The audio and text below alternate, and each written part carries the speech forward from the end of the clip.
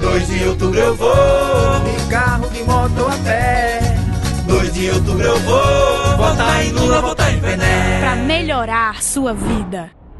Ninguém mais canta se essa rua fosse minha. A rua já é do povo, como já disse voinha. Menino, tu vai ver coisa. E eu vi janela e porta se abrindo sorridente. Cada braço a gente sente mexer nas linhas da mão. E por destino a verdade invade a rua. A pesquisa nua e crua no olhar da multidão.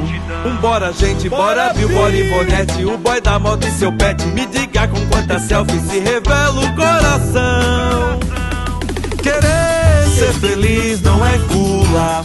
O querer Vené e Lula já virou mar no sertão.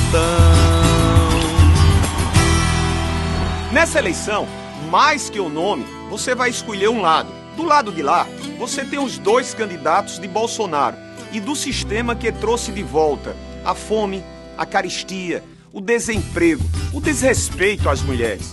Do lado de cá, estamos nós e Lula.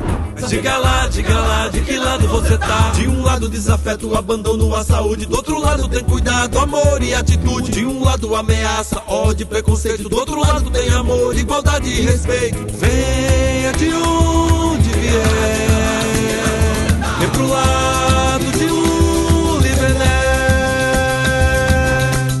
Eu tenho certeza que você que confia no Lula, que vai votar no Lula, pode votar no veneziano, porque as coisas vão acontecer na Paraíba.